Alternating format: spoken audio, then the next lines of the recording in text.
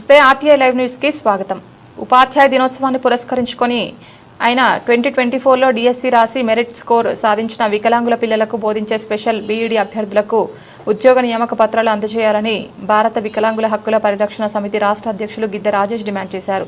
శుక్రవారం హైదరాబాద్లోని తెలంగాణ పాఠశాల విద్యాశాఖ కమిషనర్ కార్యాలయంలో ఉన్న ఉపాధ్యాయుడు భారత తొలి ఉపరాష్ట్రపతి అయిన సర్వేపల్లి రాధాకృష్ణ విగ్రహం వద్ద ఆయన జయంతి సందర్భంగా సంఘం నాయకులతో కలిసి ఘనంగా నివాళులర్పించిన భారత వికలాంగుల హక్కుల పరిరక్షణ సమితి రాష్ట్ర అధ్యక్షులు గిద్దె రాజేష్ కార్యక్రమాన్ని ఉద్దేశించి మాట్లాడుతూ విద్యా సమాజానికి పునాది అని మరియు ఉపాధ్యాయులు దాని రూపశిల్పులు అని విశ్వసించిన సర్వేపల్లి రాధాకృష్ణ గారి జన్మదినోత్సవం సందర్భంగా ఆయన తెలంగాణ ప్రభుత్వం 2024లో నిర్వహించిన డిఎస్సి ఎగ్జామ్లో స్పెషల్ బీఈడీ అభ్యర్థులకు 100% రిక్రూట్మెంట్ చేయవలసి ఉన్నప్పటికీ తెలంగాణ రాష్ట్ర ముఖ్యమంత్రి రేవంత్ రెడ్డి ప్రభుత్వం కేవలం 30% రిక్రూట్మెంట్ చేసి 70% ప్రమోషన్లు కేటాయించడం వల్ల అర్హత ఉన్న ఎగ్జామ్లో మెరిట్ స్కోర్ సాధించిన అనేక మంది వికలాంగుల విద్యార్థులకు బోధించే స్పెషల్ బీఈడీ అభ్యర్థులు రాష్ట్ర ప్రభుత్వం చేపట్టిన తప్పుడు నియామకాల వల్ల ఉద్యోగ అవకాశాలు రాక తీవ్ర ఆవేదన చెందుతున్నారని, వెంటనే రాష్ట్ర ముఖ్యమంత్రి రేవంత్ రెడ్డి ప్రభుత్వం మానవతా దృక్పథంతోనే ఆలోచించి రాష్ట్ర ప్రభుత్వం చేసిన తప్పును సరిదిద్దుకొని ఇప్పటికే 2024లో డిఎస్సి ఎగ్జామ్ రాసి మెరిట్ స్కోర్ సాధించి ఉన్న వికలాంగుల పిల్లలకు బోధించి స్పెషల్ బీఈడీ అభ్యర్థులందరికీ ఉద్యోగ నియామక పత్రాలు అందజేయాలని విజ్ఞప్తి చేశారు.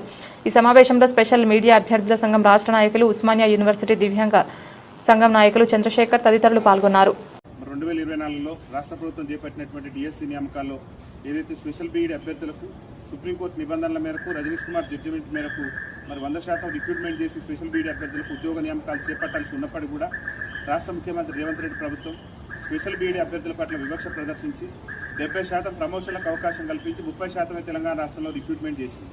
పక్కన ఉన్నటువంటి ఆంధ్రప్రదేశ్ రాష్ట్రంలో అక్కడ ఉన్నటువంటి ముఖ్యమంత్రి చంద్రబాబు నాయుడు గారు స్పెషల్ బీఈడీ అభ్యర్థులకు 70% ఏమో రిక్రూట్మెంట్ చేసి 30% ప్రమోషన్లకు ఇచ్చింది. కానీ తెలంగాణ రాష్ట్ర ప్రభుత్వం రేవంత్ రెడ్డి గారు అనేక సందర్భాల్లో గొప్పలు చెప్పుకునే ప్రయత్నం చేసింది. అభివృద్ధిలో ఆంధ్రప్రదేశ్తో పోటీ పడతామని చెప్పింది. కానీ ఉపాధ్యాయుల నియామకాల్లో మాత్రం ఆంధ్రప్రదేశ్తో పోటీ పడకుండా వికలాంగుల విద్యార్థులకు ఉపాధ్యాయులు లేకుండా చేసేటువంటి ప్రయత్నం చేస్తున్నారు. కాబట్టి గౌరవనీయులైనటువంటి తెలంగాణ రాష్ట్ర ముఖ్యమంత్రి రేవంత్ రెడ్డి గారికి మన తెలంగాణ భారతదేశ తొలి ఉపరాష్ట్రపతి వర్యులు అయినటువంటి సర్వేపల్లి రాధాకృష్ణ గారి విగ్రహం నుంచి వారికి విజ్ఞప్తి చేస్తున్నారు. దయచేసి ఈ వేదిక నుంచి వారికి విజ్ఞప్తి చేస్తున్నారు. దయచేసి రాష్ట్ర ముఖ్యమంత్రి గారు తెలంగాణ రాష్ట్రంలో ఈ స్పెషల్ బీఈడీ అభ్యర్థులకు 100% రిక్రూట్మెంట్ చేసి ఆల్రెడీ 2024 ఎగ్జామ్లో క్వాలిఫై అయినటువంటి స్పెషల్ బీఈడీ అభ్యర్థులు ఎవరైతే ఉన్నారో వాళ్ళందరికీ కూడా ఉద్యోగ నియామకాలు కల్పించిన తర్వాత ఈ రాష్ట్రంలో ప్రమోషన్ల ప్రక్రియ చేపట్టాలని చెప్పేసి రాష్ట్ర ముఖ్యమంత్రి రేవంత్ రెడ్డి గారికి తొలి గురువైనటువంటి భారత ఉపరాష్ట్రపతి అయినటువంటి సర్వేపల్లి రాధాకృష్ణ గారి విగ్రహం నుంచి రాష్ట్ర ముఖ్యమంత్రి గారిని వేడుకుంటుంది. ఎందుకంటే స్పెషల్ బీఈడీ అభ్యర్థులు అంటే ఎవరికి బోధిస్తారు?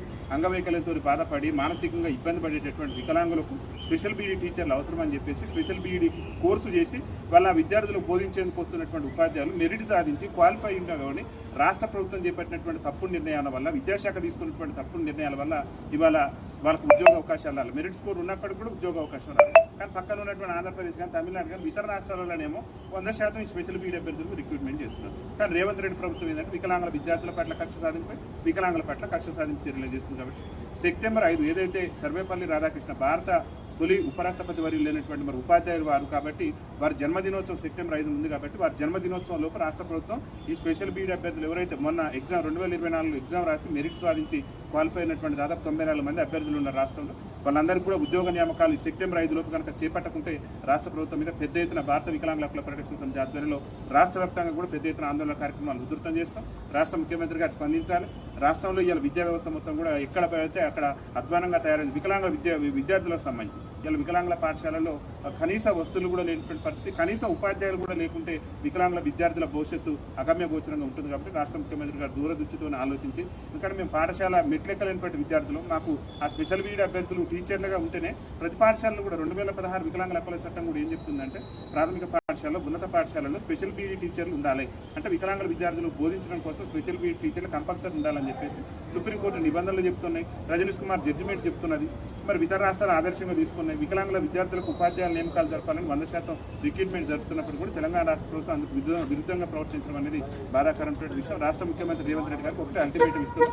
సెప్టెంబర్ 5 వికలాంగుల ఏదైతే సర్వేపల్లి రాధాకృష్ణ భారత ఉపరాష్ట్రపతి తొలి ఉపరాష్ట్రపతి సర్వేపల్లి రాధాకృష్ణ గారి జన్మదినోత్సవం, ఆ రోజు ఉపాధ్యాయ దినోత్సవం లోపు ఈ స్పెషల్ బీఈడి అభ్యర్థులు మెరిట్ సాధించినటువంటి అందులో వికలాంగుల అభ్యర్థులు ఉన్నారు. దురదృష్టం ఏంటంటే వికలాంగులకు బోధించేందుకు కూడా మేము కూడా సిద్ధం అని చెప్పేసి స్పెషల్ బీఈడి కోర్సు చేసినటువంటి మా వికలాంగుల విద్యార్థి లాల్ సింగ్ గారు ఉన్నారు. ఆయన వైకల్యంతో బాధపడుతున్నాడు. నా లెక్క వైకల్యంతో బాధపడే విద్యార్థులకు నేను చైతన్యాలి, వాళ్ళకి విద్యను అందించాలి, వాళ్ళని భవిష్యత్ తరాలకు మంచి ఉపాధ్యాయులుగా తీర్చిదిద్దాలి, వాళ్ళని కూడా మంచి రంగంలో ఉద్యోగ రంగంలో వాళ్ళని కూడా మంచిగా తీర్చిదిద్దాలని చెప్పేసి ఆయన కోర్సు చేస్తే ఇవాళ మెరిట్ సాధించిండు.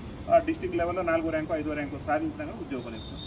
అది రేవంత్ రెడ్డి ప్రభుత్వం తీసుకున్నటువంటి తప్పుడు నిర్ణయాల వల్ల. కాబట్టి ఇట్లాంటి వికలాంగుల విద్యార్థులే కాకుండా సకలాంగులు కూడా ఎందుకు వస్తున్నారండి? వికలాంగులు చైతన్యాలు అట్లాంటి వాళ్ళకి ప్రోత్సహించి అట్లాంటి వాళ్ళకి విద్య బోధిస్తే అట్లాంటి వాళ్ళకి అవకాశాలు ఇస్తే వాళ్ళు కూడా బాగుపడతారని చెప్పేసి స్పెషల్ బీఈడి కోర్సు చేస్తారు. వాళ్ళ జీవితాల్లోని రేవంత్ రెడ్డి ప్రభుత్వం మట్టికొట్టేటటువంటి ప్రయత్నం చేస్తుంది. రాష్ట్ర ముఖ్యమంత్రి గారు సెప్టెంబర్ 5 లోపు కనుక ఒక నిర్ణయం తీసుకొని సెప్టెంబర్ 5న వీళ్ళందరూ కూడా ఉద్యోగ నియామక పత్రాలు అందజేసే విధంగా రాష్ట్ర ప్రభుత్వం చర్యలు తీసుకోవాలని చెప్పేసి మేము అవన్నీ అయిపోయిన తర్వాత నియామకాలు అయిపోయిన తర్వాత ఇంకా మిగిలే ఉంటాయి పోస్టులు.